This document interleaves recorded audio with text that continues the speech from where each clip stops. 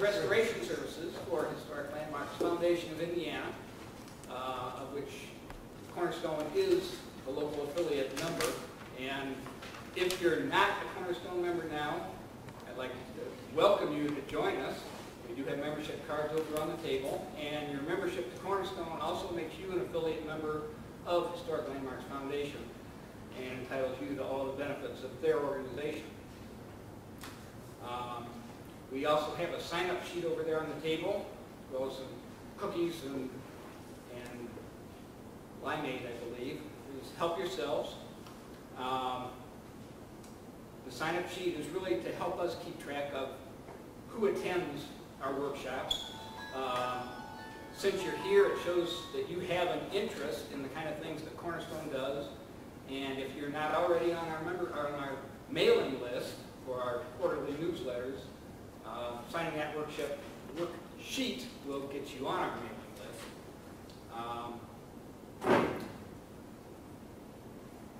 In addition, we have 2 more workshops scheduled for this summer. They're all scheduled for the last Saturdays of the month. In August, we're going to have a workshop on researching the history of an old building. I'm assuming this will be geared towards Madison or in the Jefferson County area, because we'll be working with resources from those locations. That's the last Saturday in August. No, yes, August. And in the last Saturday of September, Ron will be back again to put on a workshop on weatherization techniques for historic buildings. He's done part of that presentation for us before that pertained only to windows. I think this one will be more inclusive than that. And that should also be very helpful to all of you. One more announcement. There's also an order form over there for a DVD that Cornerstone has put together. It's in production right now, and the basis for the DVD was a 1938 film taken all here in Madison. It originally had no soundtrack. It was just clips of people and locations. It was very grainy. It's all been digitalized, put on DVD. We've added the soundtrack. You'll hear people talking about what you're seeing on the screen. You'll see pictures of the same locations today. It's an interactive DVD, so you can go from to any spot, any location you want to here in town. And we've also added a 15-minute, what do they call it? Propaganda film, yes, put on by, made by the War Department, I believe. And I think it was 1942, Meredith, not 1945, was it? Yeah. Okay. But it was also filmed here in Madison. And if you haven't seen that, it's very interesting. It's about 15 minutes. That's been added to the end of the DVD. You're going to enjoy it. DVD, we are having a debut party here at the library on the 12th of next month, August 12th, Saturday, 2 o'clock in the afternoon, and you're all welcome to join us. And that will be the first day that the DVD is available for sale. So with that, I'm going to turn the floor over to Ron and his assistant Scott, who's here in Madison for the first time today. And Ron, the floor is all yours. Glad to have you with us. Thank you very much for the invitation, as always. Great Landmarks, Historic Landmarks Foundation. Very much appreciate every opportunity we can to visit various communities around town, especially communities as important as Madison. As you all know, history and the architecture that you have down here is just extraordinary, not just on state level, but regional level as well as national.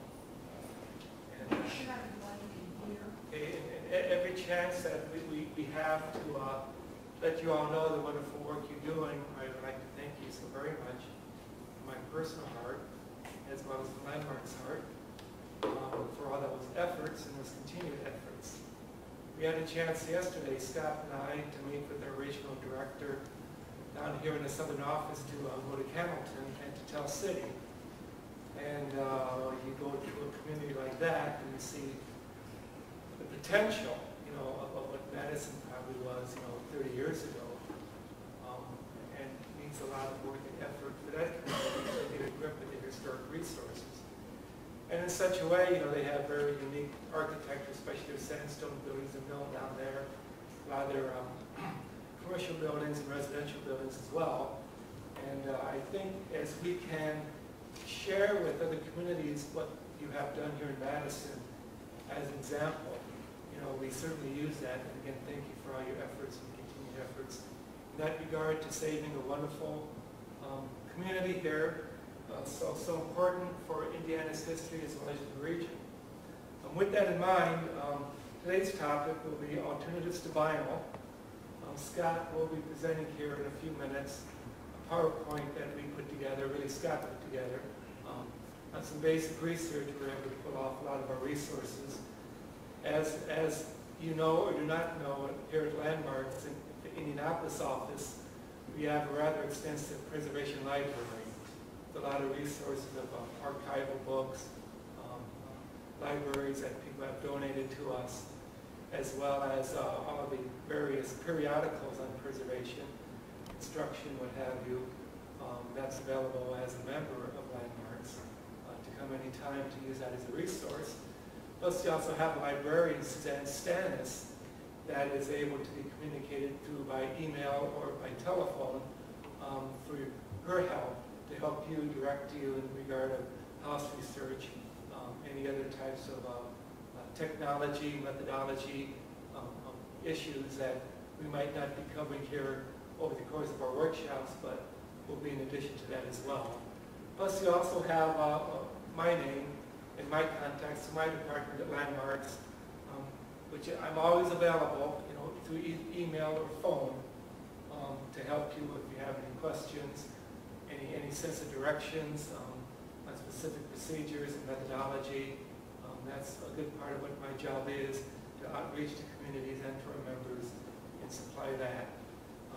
With that then said, the things we'll be talking about today topic-wise will be alternatives to vinyl siding, but first we would like to spend a little bit of time explaining to you the traditional preservation methods was trying to retain as much of your historic fabric as possible. Preservation guidelines, you don't always want to, I think, create something to look as brand new as possible, especially by, we think, the mistake of replacing perfectly fine historic material with new material for various reasons. One is, if you're truly a preservationist and want to continue to have value in your buildings, having them as accurate, protecting 100-year-old materials, what have you, is certainly more valuable than creating a facsimile of a historic home with using all new replacement materials.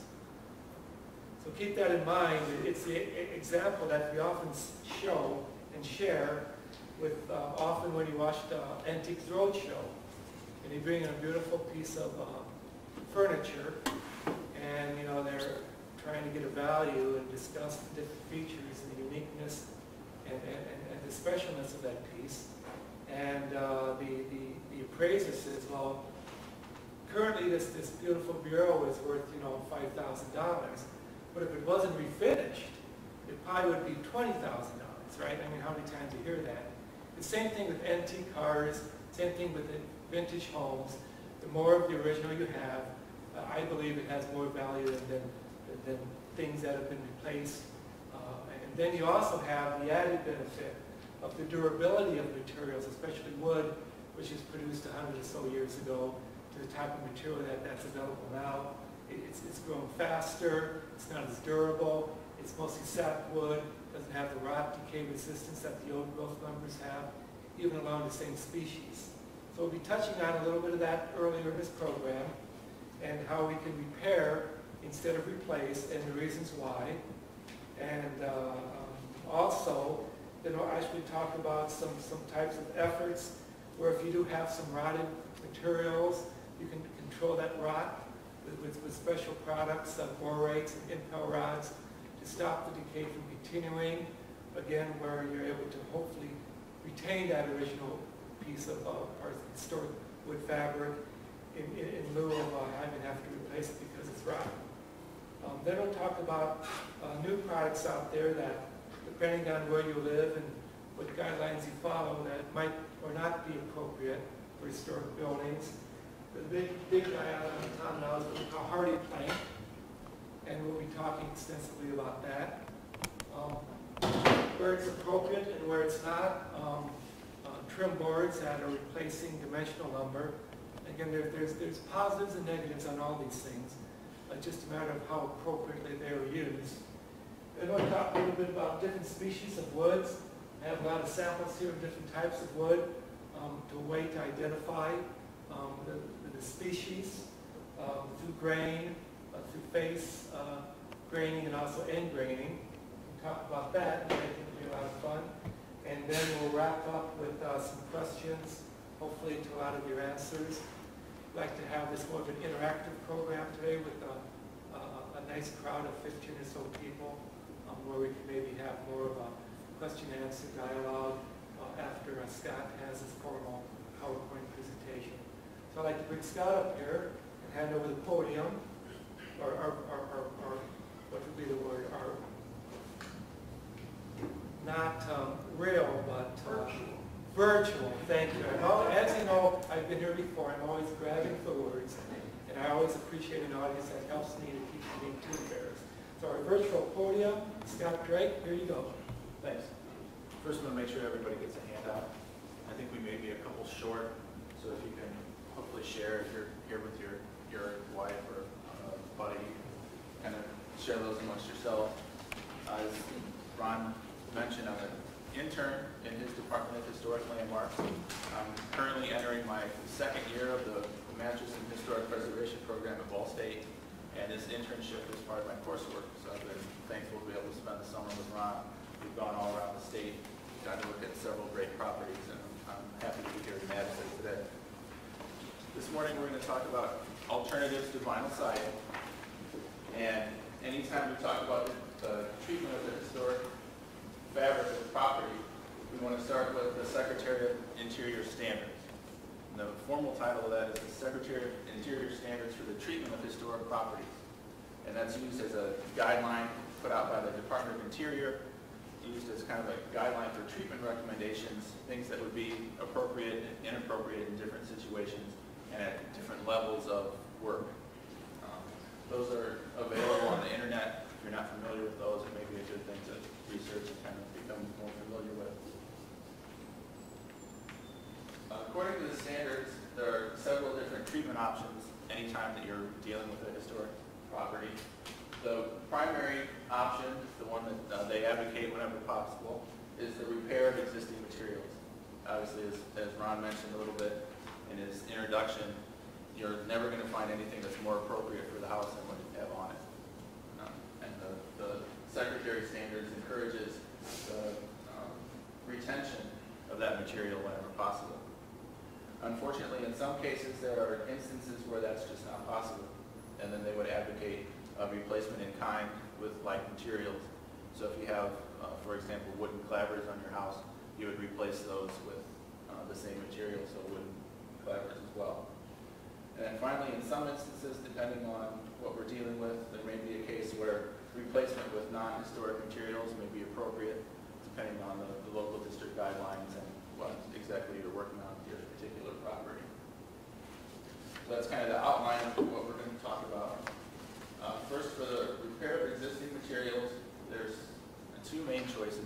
We've got some traditional carpentry techniques that we can use to repair our wooden clapboards. And there are also some more modern epoxy consolidators and fillers that can be used to improve and extend the performance of historic wooden clapboards. Mainly for the traditional carpentry repairs, we have what we call a Dutchman repair. Simply remove the damaged portion of the clapboard, depending on the size, and then replace it with like materials. And there's an appendix that you'll be sure to get before you leave today that goes in a little more detail with the process of replacing a wooden clapboard, creating a Dutchman, and we can talk more about that later if you have more questions.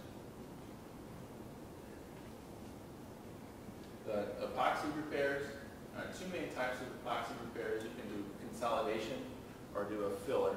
And then the graphic there on the slide shows a wooden window casement that's been repaired with an epoxy filler. So you can see even though things may look like they're beyond repair, in most cases they really aren't.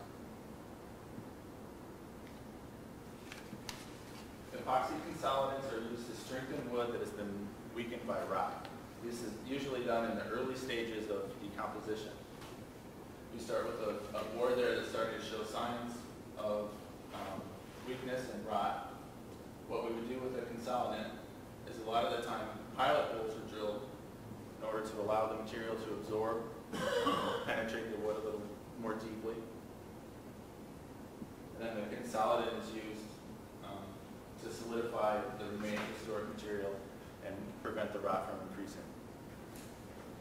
How's it applied with a putty knife or a brush? The consolidant is usually more of like a honey consistency, so it's usually just poured on.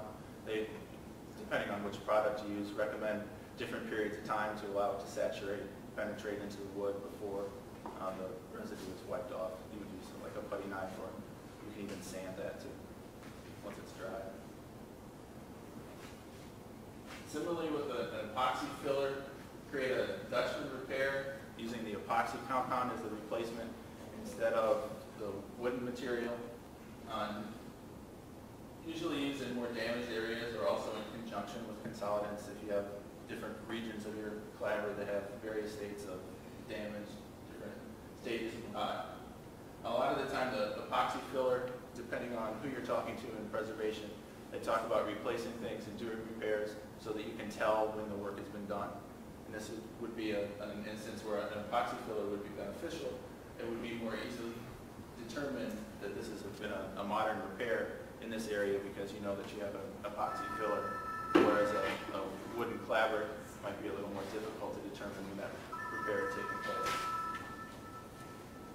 For the filler, we start with our more damaged area of the board. And we use various methods to gouge out or remove the damaged section down to solid wood. And then the epoxy filler is applied usually with a putty knife. Usually comes 2 parts, mix it together, it hardens over time, similar to something you'd use for like automobile repair. And then that can be sanded, finished, and painted to appear to blend into the clapboard itself. The next, Sorry, is epoxy filler like bottom? Is that bottom? it's a little different in that it's been engineered to adhere to the wood a little better. I know that I've read some articles doing some research that people actually use Bondo on clapboards with varying degrees of success. It's probably a little more prone to kind of popping out and showing itself because it doesn't have the kind of expansion and shrinking characteristics that are similar to the wood itself. Whereas some of these fillers have been kind of engineered to act in a manner similar to wood. So our next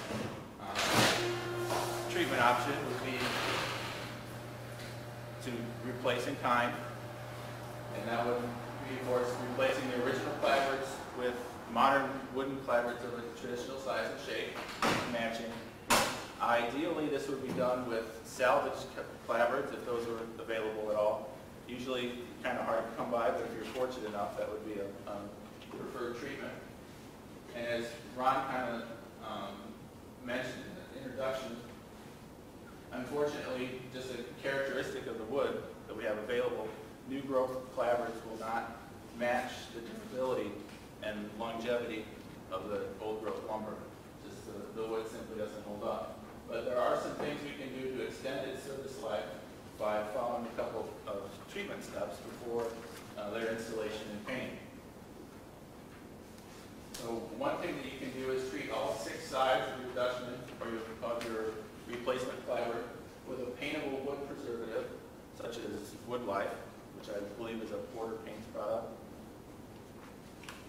also then, once that's had a chance to dry, prime all 6 sides with a bonding acrylic primer. Follow that up with 2 coats of 100% acrylic paint. And that's kind of a shortened version of the 12 steps for long-lasting exterior paint performance, which is a kind of a step-by-step guideline that Ron has come up with through his work at Landmarks and in conjunction with some people in the Wood Performance Laboratory at Purdue. And we have some more information on that too if we have questions later.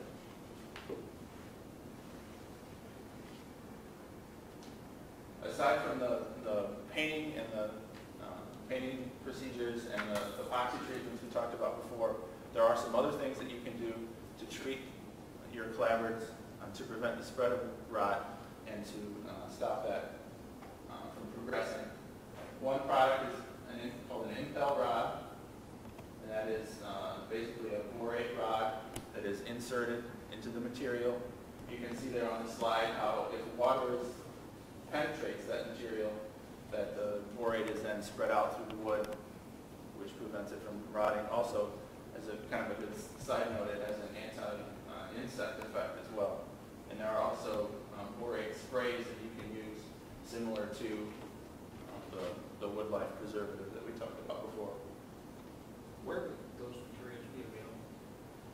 An impel rod, do you know where you would find those? Just I've had to do it over the internet.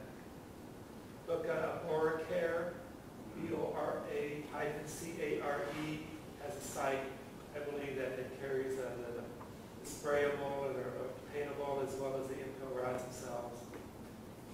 Sure. And I think that's actually where the pictures came from, is their website, so it would be a good place to look.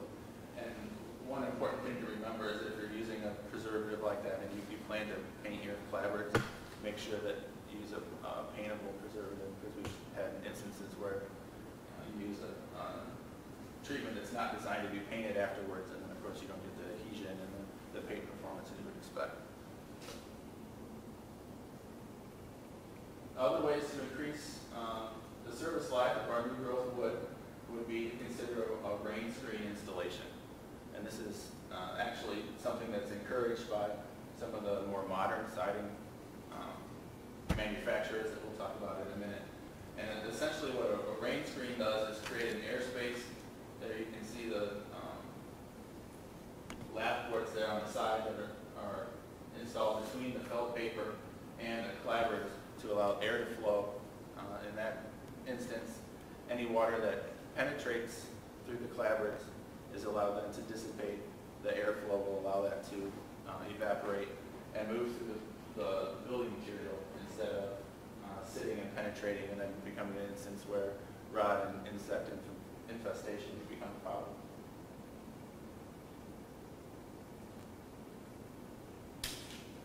One of the first modern siding products that we'll talk about is one that you may have been hearing a lot about, composite siding. There's various manufacturers that produce the product. One of the most prevalent is the James Hardie Corporation, makers of Hardie Plank, Hardie Board. We actually have a couple of examples of that. You can pass them around and take a look at those. It's a Portland cement-based product.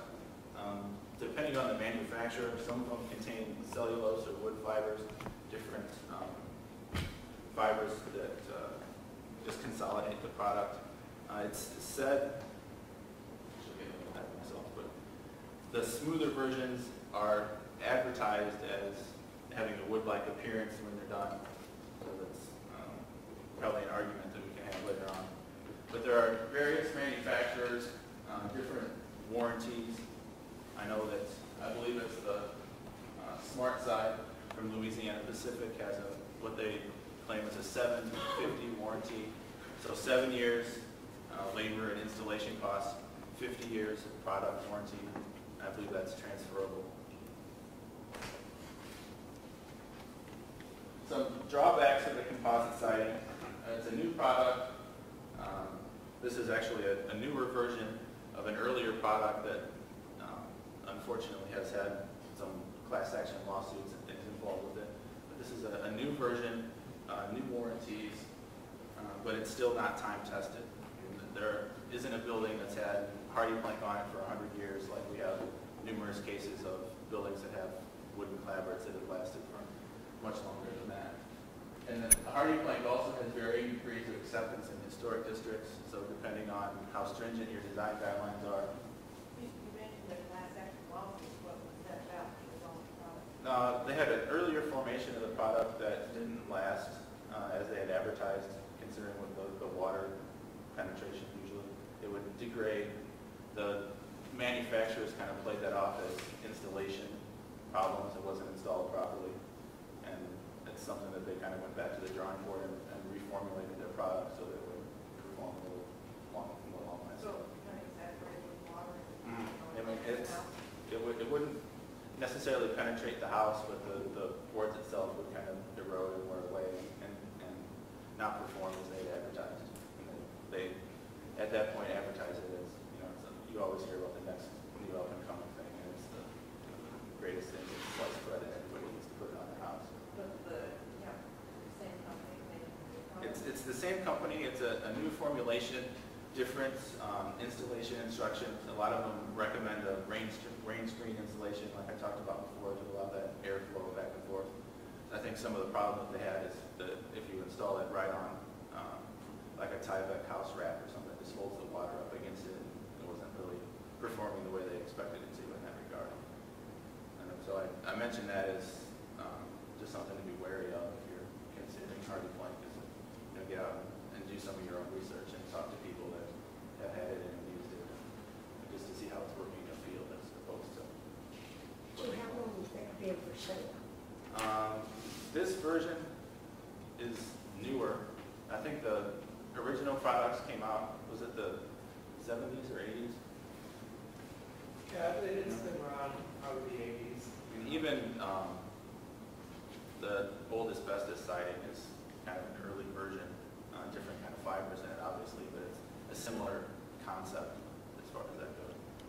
But that product you have in your hand, how long has it been for sale? This product itself is the newest version, so I would say just in probably the last 5 or 10 years. Okay, so again, we don't have really the test of time yet to measure if this will perform hopefully better than what they talked about before. The old version of the product is no longer available. Right. This.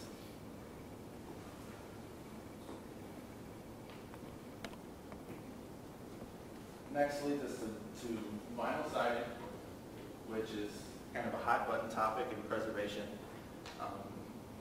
Popular often because it's the least expensive to install. The product itself is the cheapest. More contractors are familiar with its installation and its upkeep. So it often comes in as the least expensive. As a preservationist, we kind of advocate things from the long-term standpoint as opposed to the upfront cost. So that's always something to keep in mind, is whether it's best to go with the lowest upfront, and we'll take a look at in a few minutes at kind of the service life costs, and you can see that there are other products that are competitive with vinyl in that regard. So we encourage you to look over the long term to protect the historic fabric.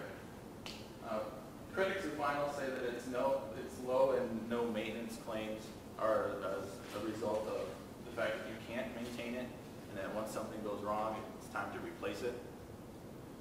You have issues with fading, cracking in colder temperatures, hail damage, things like that, a wood product would be either more durable, easier to, or even easier to repair once some damage had taken place.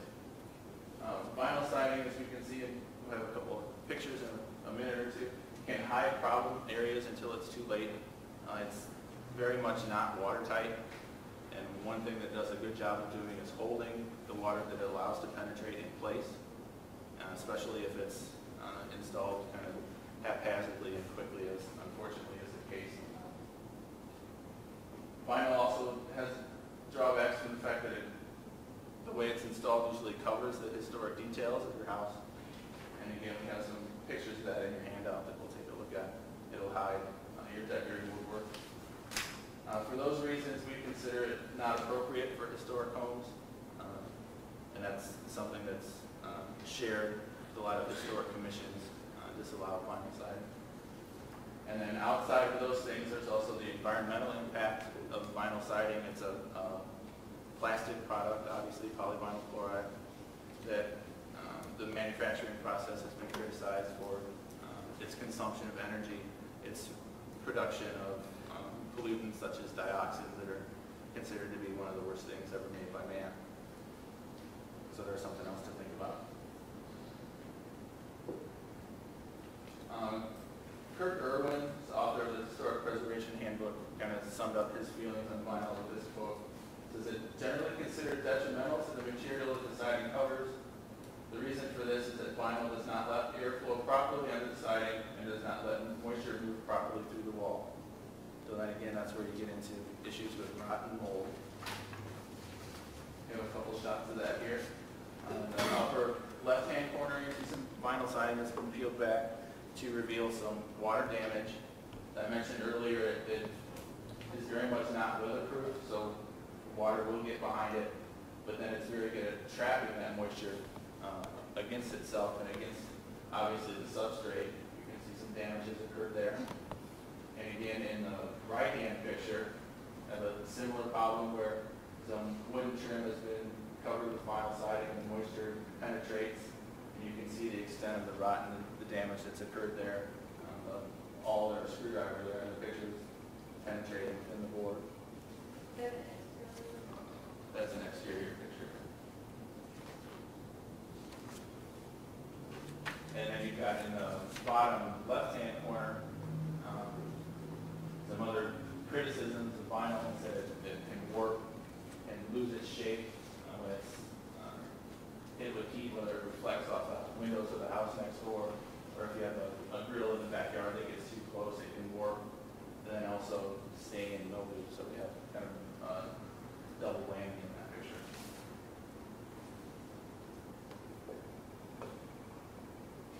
This graph will show us the cost comparison of some different cladding materials for installation, for paint, installation and labor costs, and also the materials themselves.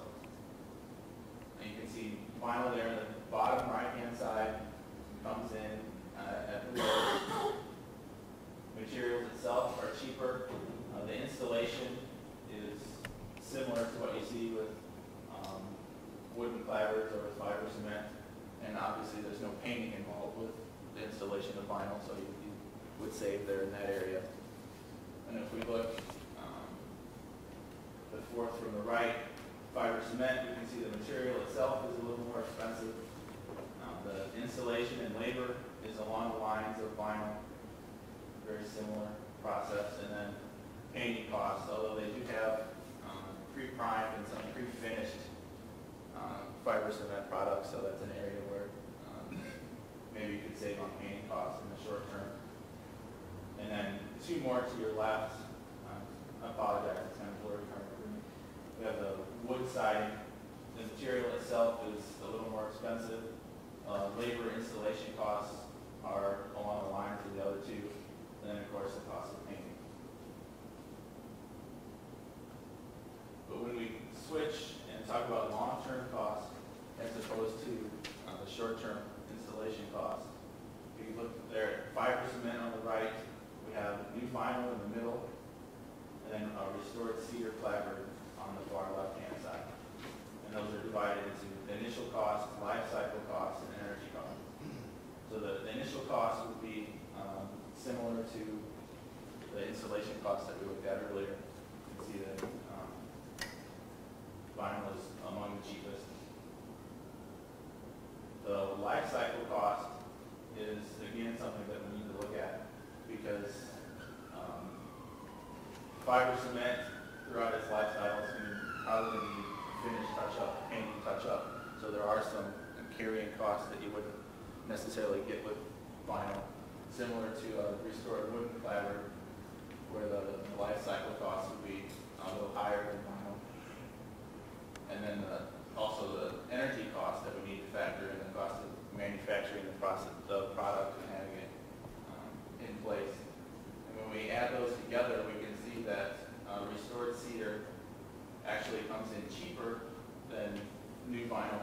the service life, and that fiber cement products come in at just slightly more expensive. So when we factor in the long-term service life of the product and its cost of having it on your home with the long term, which hopefully we're all thinking long term, that there are some competitive competition for the vinyl sided products. And then of course, if you purchase a historic home, and you're obviously not the ones that built it, you don't have the initial cost of the restored cedar. So that would make the upkeep of the wooden clapboards themselves to be the most economical of the three choices.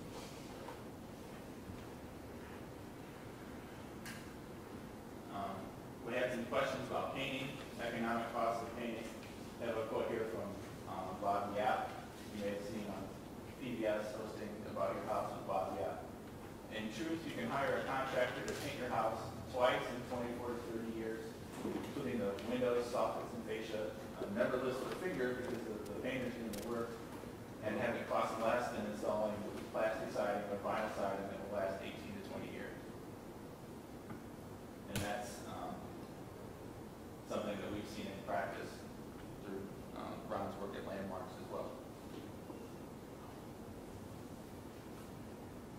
And then in conclusion, we have a couple slides here of people doing some work on their historic clapboards, some of the beautiful wooden details that are on many homes of that time, historic homes.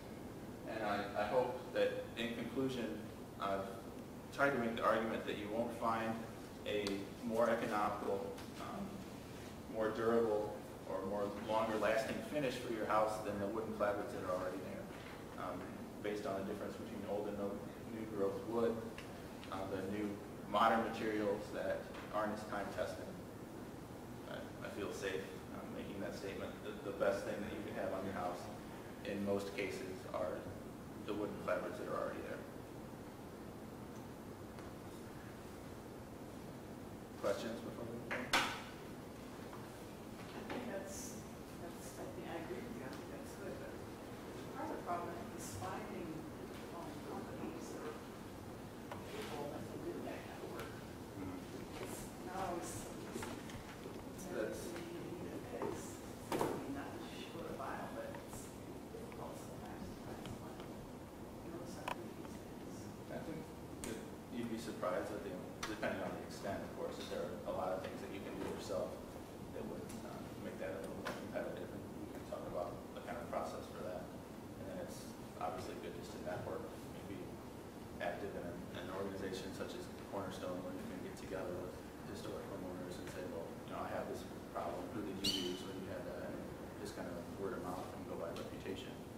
Know that Landmarks has a database of contractors too, so it would be good to have a contact your regional office, and they can maybe kind of steer you with a list of, consider this group. And that's the big challenge, contractors. There's good ones, there's bad ones, like there's good doctors, bad doctors, good lawyers, bad lawyers, good carpet installers, bad carpet installers. So it's important, I think, for an organization like yourself here, to at least, if you're not a contractor yourself in the audience, at least have a better understanding yourself, so that when you do talk to the contractor, this is how I want it done.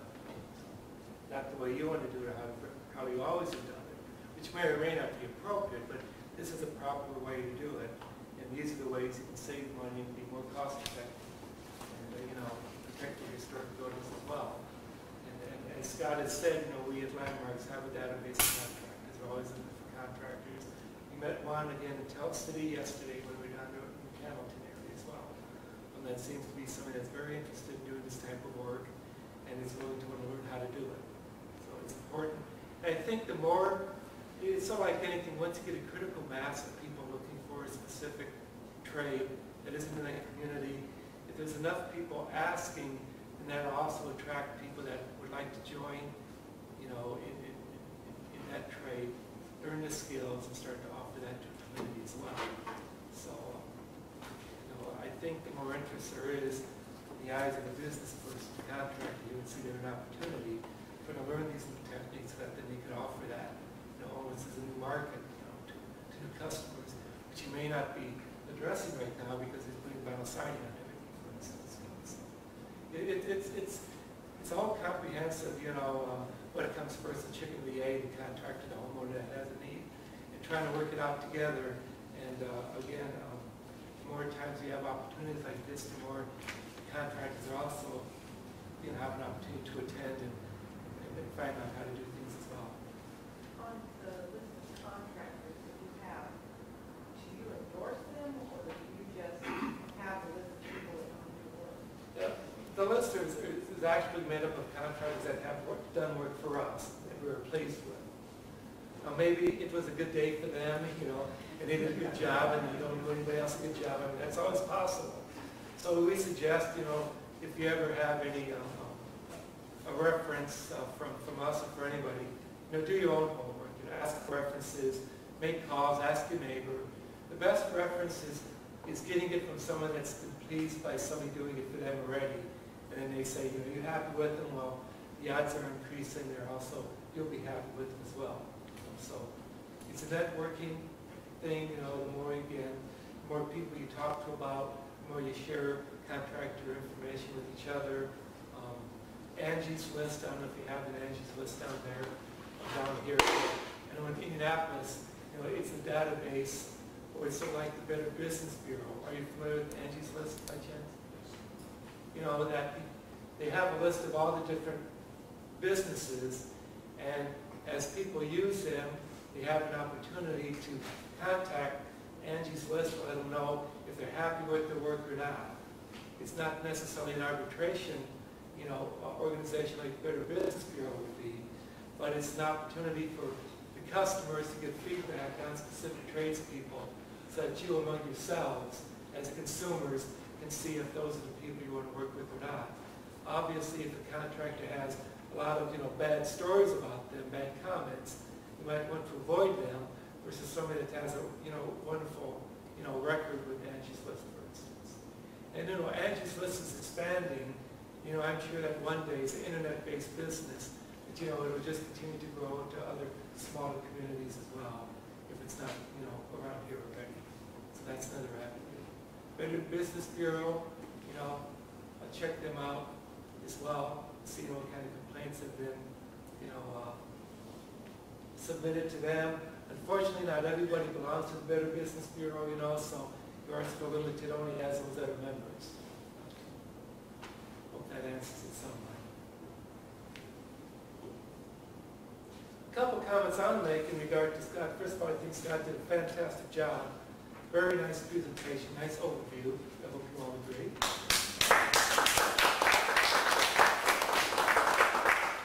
His prior life was an elementary school teacher. I taught middle school and high school, so.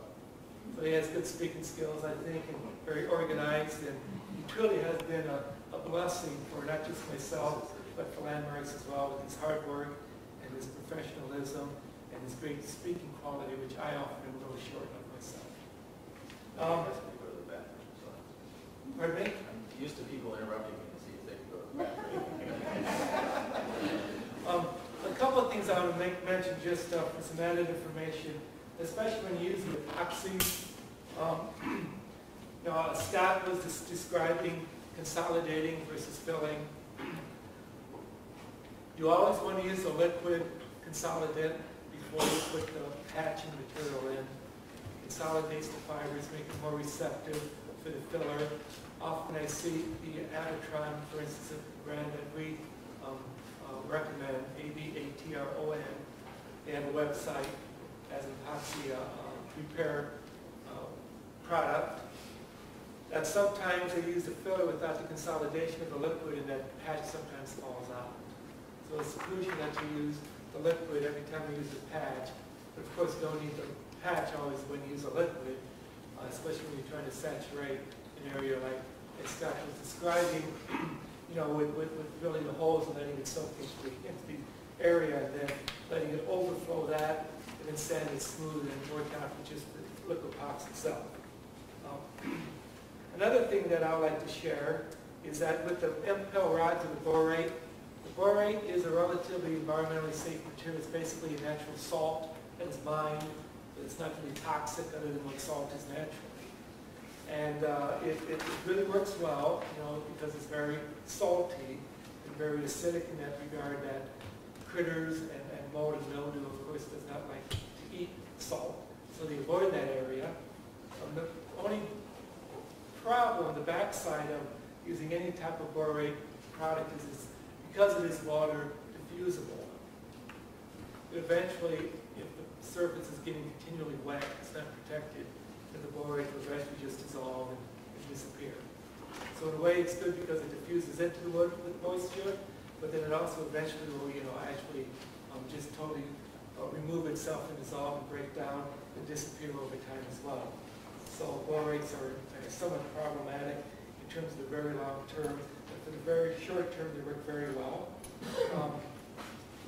In regard to the rain screen installation, that's an excellent way to replace your siding if you choose that, if you have to.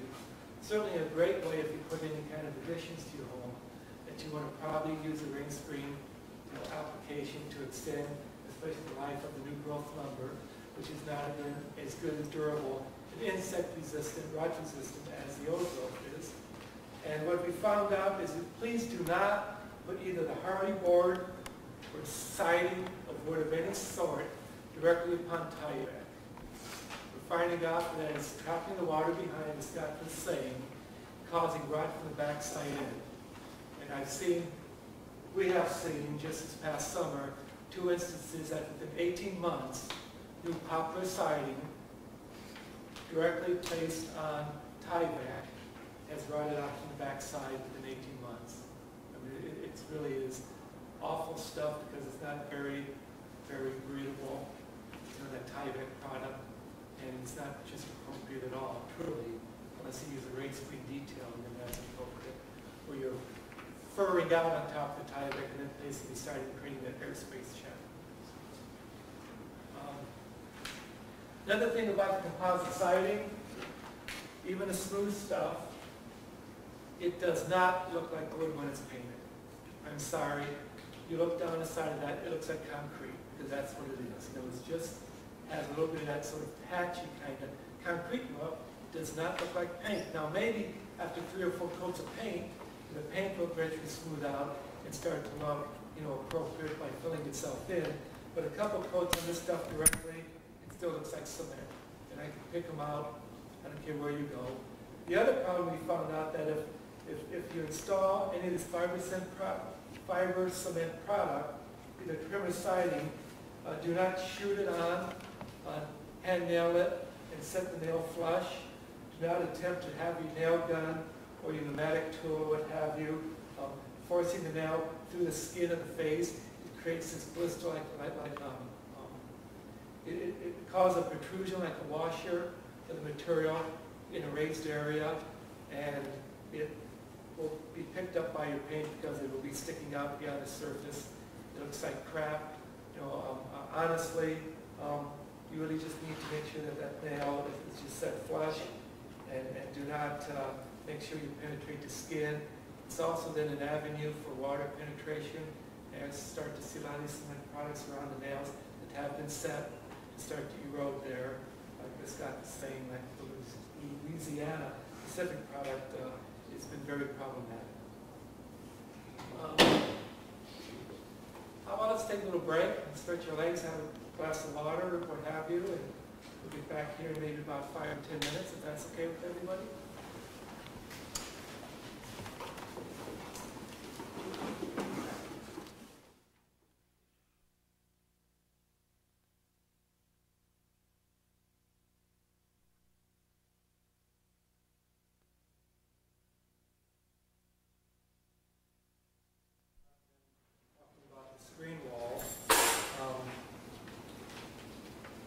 Talk a little bit about the liquid pox and wood, called a liquid wood. I call it liquid pox because I believe they also refer to that later in literature. The woody pox, which is the filler, and it's a 2-part, even liquid, it has a part A and B, and you put it together. It's a hardener, you know, I guess the catalyst, what have you, work together and make a 2-part system. As you go through the handout, there's also a called Practical Restoration Report. John Leake, L-E-E-K-E. He's a fantastic preservationist, been doing this about as long as I have, maybe longer, in excess of 30 years. He has a series of practical reports that you can subscribe to. I believe at the end of the report is a contact information on the bottom of the page, how to call him and to order those. I don't believe he's on the internet yet, but he also might be. He is. Thank you, Scott. And he has ones on various topics, windows and steel wood repair, wood shingles. This website would be a good place to turn for any general questions, because there's a message board. There's a kind of an archive of question and answer sessions that he's done. If I remember correctly, it's called John Leake's Historic Homeworks, and the address, I think, is historichomeworks.com. That might not be true. You can do like a Google search just for John Leake, and that should come up. And he's up in Maine, and he's been working on some pretty interesting projects up there in Maine. His most recent one was working on the old Great House by the Sea, which I believe is a subject of wire painting, showing a weathered gray Cape Cod on a little hill. You might be familiar with some of his work. He was called in to try to maintain the weathered gray look on the historic siding, but also protecting it from further deterioration. So he met with a bunch of chemists and worked together with them and came up with a treatment which seems to be working, hopefully, and if that building will continue to be there as a legacy for Mr. Wyatt's work, as well as John Leake's hard work in trying to continue to preserve it. The other stuff in the packet, what I'd like to point out specifically in the John Leake report on page 3, he talks about other repair materials. Quickly, I know the question of Bondo came up earlier. We do not want to use Bondo. That is a plastic. It has different coefficients of movement, elasticity, characteristics, not like wood at all. You know, it works well with steel and metal. Obviously, for body repair, it works fantastic. The times I've actually have used Bondo or seen projects before I knew better, of course, I make my mistakes and I really learn them. So I use the wrong things and say, yeah, you're right, it doesn't work. Just because I get a kick out of it, that's my entertainment instead of walking the dog or raising children, I guess. Anyway, that's my life. Is that it also doesn't hold paint very well, house paint. It works well with enamel paint. What I've often seen is places where they have used Bondo in lieu of the wood epoxy to smooth out a board, and the paint has failed. It just doesn't have the appropriate properties for paints that are designed to adhere to wood as they do to fiberglass. And I've had an awful situation with this little home in Lawrenceburg before I was able to get in touch with the painter. He wanted those clapboards to be perfect, just like a brand new one, so we skim coated almost every clapboard. And all the paint fell off the next year. It was awful. The other one down there called Mr. Max Wood Fix. It's often found in the big box stores. It's not a bad product. It's similar to the epoxies, but it actually is made of polymers, latex polymers. And I don't think that it works as well because, again, flexibility, adhesion, coefficient of movement properties between wood and Mr. Max is slightly different. So when I have seen Mr. Max use it, often it's fallen out because, again, it's so loose in itself because the properties of expansion and contraction are quite different. Minwax is readily available. Most hardware stores and big box stores carry Minwax products. I love their stains and their finishes. They got great products. They have a wood hardener and wood filler. It's an epoxy. It's a two-part polyester resin filler.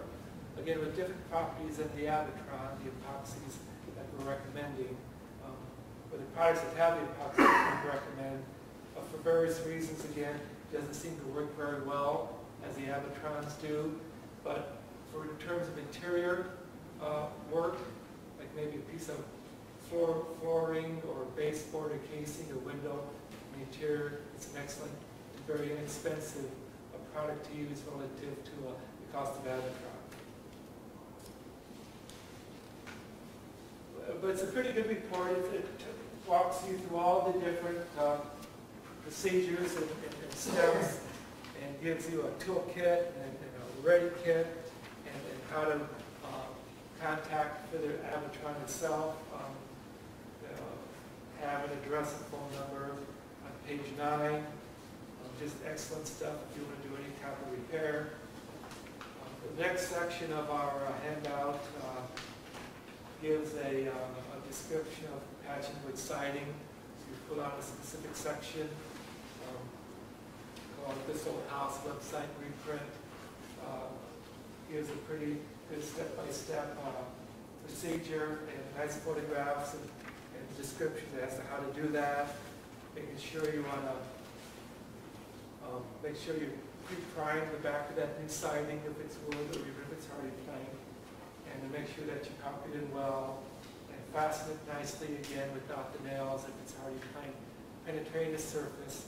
But if it's wood, cedar siding or redwood siding, what have you, then it's perfectly fine to set your nail, dab over that depressed nail area, a little bit of window glazing, it'll seal the nail from rusting through, and also fill in that imperfection so you won't see the indentation.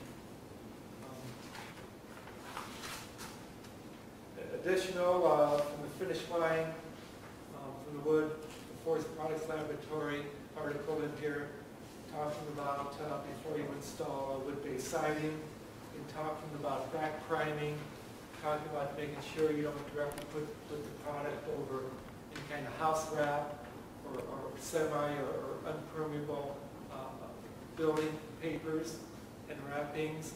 And they also talk about the wood screening option, as we talked about, or I should say that the rain screening installation option that Scott talked into more detail. And then finally, not finally, but close to the end here, is another handout talking more specifically about step-by-step with the rain screening, a reprint of an article from, I believe, Fine Home Building magazine. Very nice article. And then further on, we talk about the hardy plank materials, specifically the LP product, Smart Side. Again, hardy plank insulation directions. Make sure you understand them before you do the wrong thing and invest a lot of money and end up with bad installation and problems with possibly water infiltration and its failure in your substrate itself behind the site. Keep in mind, like Scott has said, all these cement products are relatively new.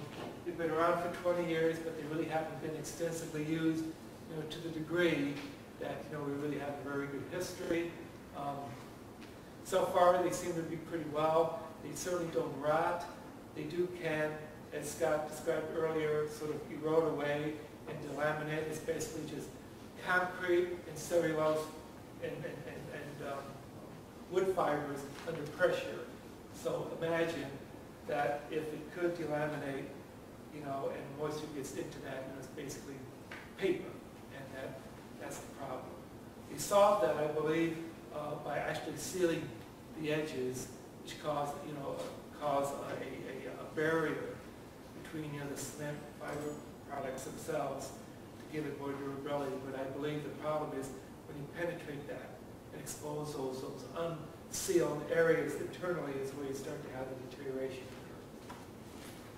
More importantly, all these sidings, to be really think about it before you in any way imagine taking off your historic wood siding and putting this on. That would definitely be a no-no, and I think that would actually devalue your house. No different than putting vinyl siding on your house, which I think devalues it in terms of being a historic property. If you have a more modern home, vinyl siding is more than appropriate. But if you talk about historic homes, if you want to also talk about the long-term, I think durability and longevity and protection of your historic home, these products don't belong on them for the reasons that Scott talked about earlier. But at the same time, I think if you're doing a sensitive addition, a garage is perfectly fine. And most historic preservation commissions around the country see that that's just okay. You don't want to put the wood side if no grain crap on it. But you know, the flat stuff, put a lot of paint on it. You know, the idea is that when we do preservation work, we don't necessarily want to replicate how they did it 100 years ago or so. If it's a modern construction or a modern repair, we want to have some kind of a differentiation between what's historic and what's been reparatively done. So that differentiation is an important tool, an important aspect of good preservation work. That's why often you see a nice historic Carnegie Library, a modern edition on it, and you can either agree with that or not, but that's actually following good preservation ethic. You don't want that edition to look like it was always part of the original library. You want them to look different, but compatible and sensitive. So that's the way to differentiate your addition to your modern house, your historical, and creating a modern addition to it. Finally, the last portion of our packet, called No Substitute. It's from Clem Levine's Period Homes magazine. I believe it comes out quarterly. It's an excellent source for historic resources for material of all types, be it shingles, clappers, masonry, ornamental work, art glass, etc. It's a big trade magazine. Again, if you're really interested in wanting to get that, I'm sure looking on the internet, I'm sure you can find that. It's a great resource. Just keep in mind, most of these resources we're talking about, they are in our library in Indianapolis. Again, you can easily visit, go through our library, spend as much time there. We have an area that you can sit down at desks and what have you, like any other library. And again, our librarians, Dennis Guinness, can help you with any of that search. Quickly here, and I do mean quickly, maybe another 10 minutes, and then we'll probably take questions. This article, what I really like about it, is it talks about fables that are out there as to why we want to go with the substitute material to begin with.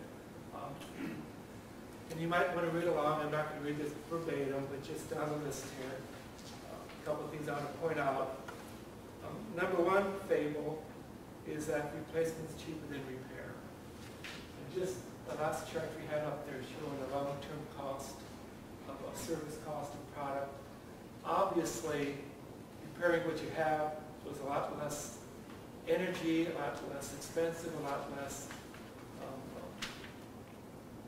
maintenance required if you retain what you have versus replacing it all. You can see that new cedar graph of bar was way up, higher than anything else. And so why expend that money for a product that might not be as durable, but you can usually just repair? That often is the best economical and best cost-effective way to repair and restore versus replace. The other fable is, as Scott related earlier in his slides, the best price isn't always the best deal. An upfront cost isn't necessarily what the long-term cost will be, and keep that in mind as illustrated by the slides earlier, I think. That was well illustrated. Fable number 3, new looks always better than old. Well, as a lover of historic homes, nothing worse than me to go look at an 1840s home, 1860s, whatever, 18 anything, even 1950s. And I go up to that woodwork, either on the inside or the outside, looks like it was just perfect, like they just put that up yesterday.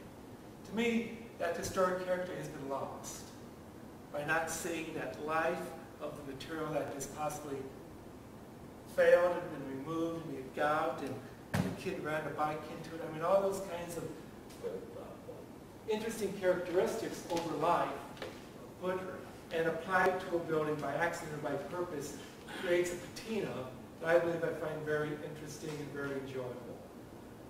I like to see a building look like it's been here. You don't have to tell me that. I know it by just looking at it. It can be well maintained. All your systems can be in perfect order, but they don't need to be perfect.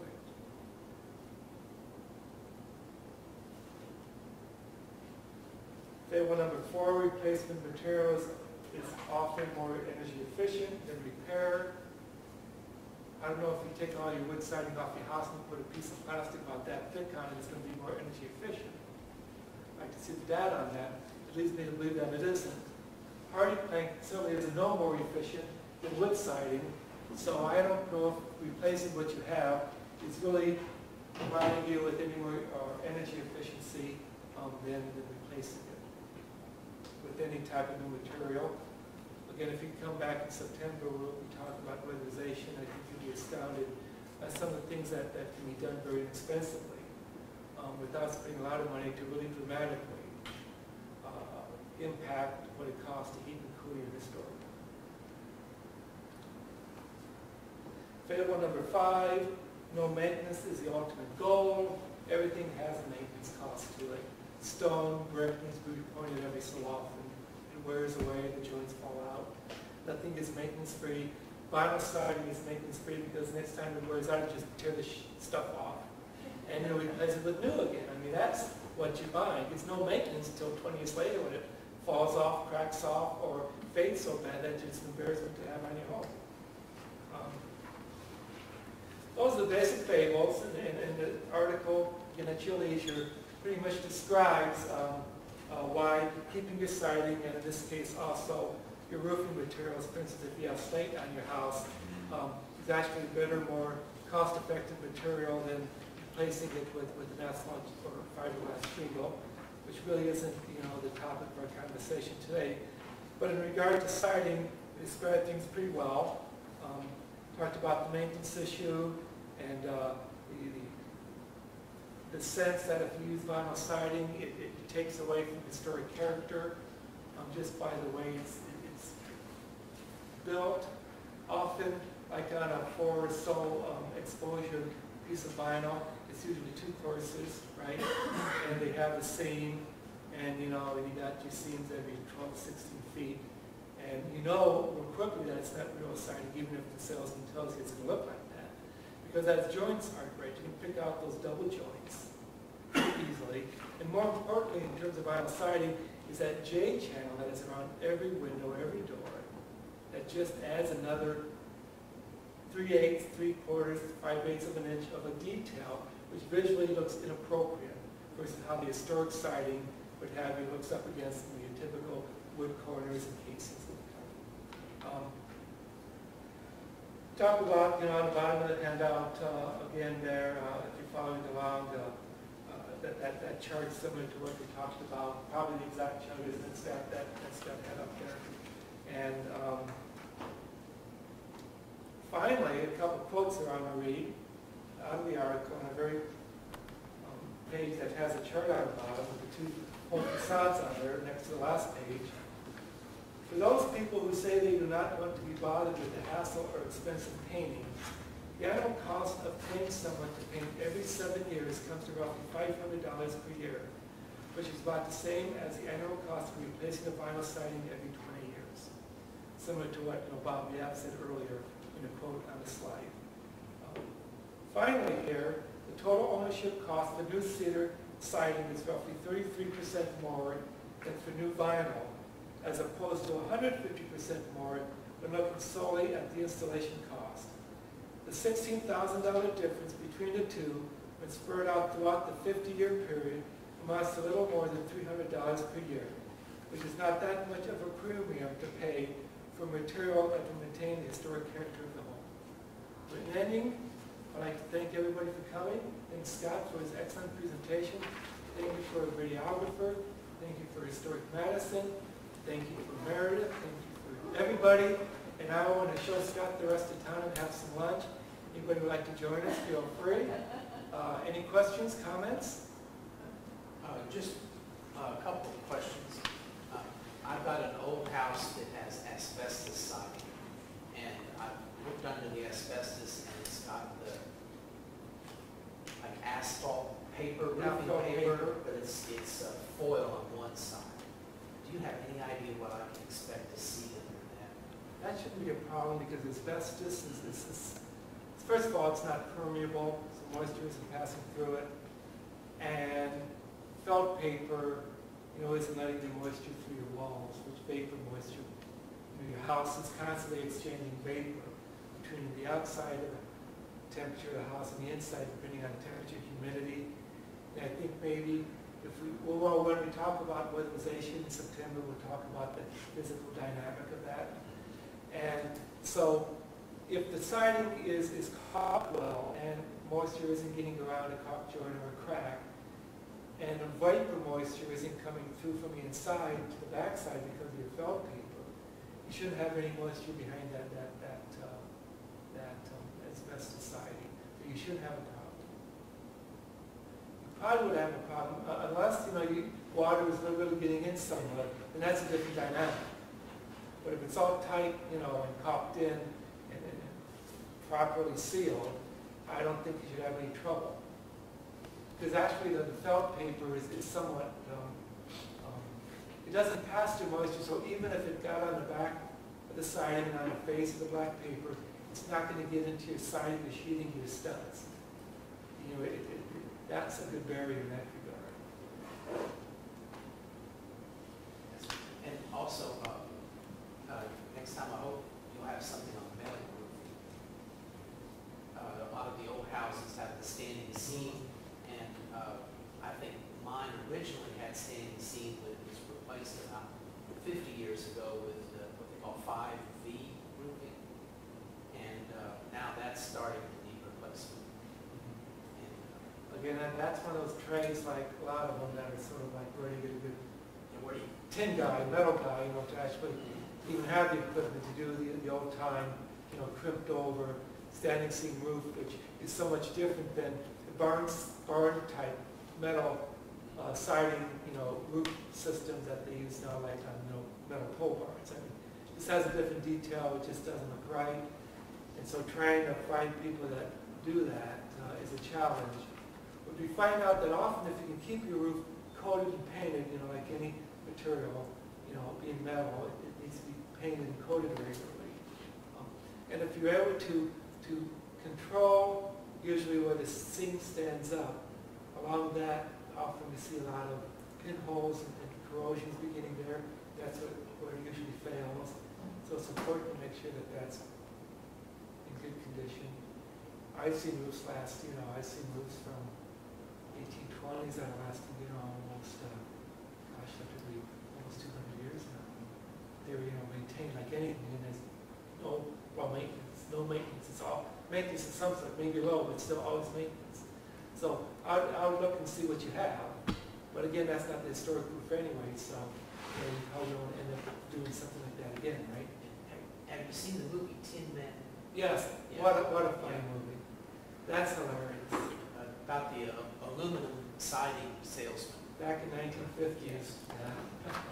That is great. I'm trying to think the actor in Richard Dreyfuss. Yeah, Dreyfuss. Fantastic. We played that, constantly in our office, back corner. Whenever we lose the mission. Yeah. We lose focus. We go watch Tin Men, Thank you, Richard. Dreyfuss is always the same. Anything else? Yeah, Brian, mention was made earlier in the presentation about your 12-step painting process. If there's anybody here that hasn't been to that seminar, can they get a copy of it? Yeah, we actually, I believe, The last 2 pages of your PowerPoint handout that I went through should have kind of a summarization of the 12 steps. It's kind of a bullet point list of the exterior painting presentation and stuff. doesn't have the full report, but it has that 12 steps in wood siding. And then if you have any questions, feel free to call us, and that's what we're there for.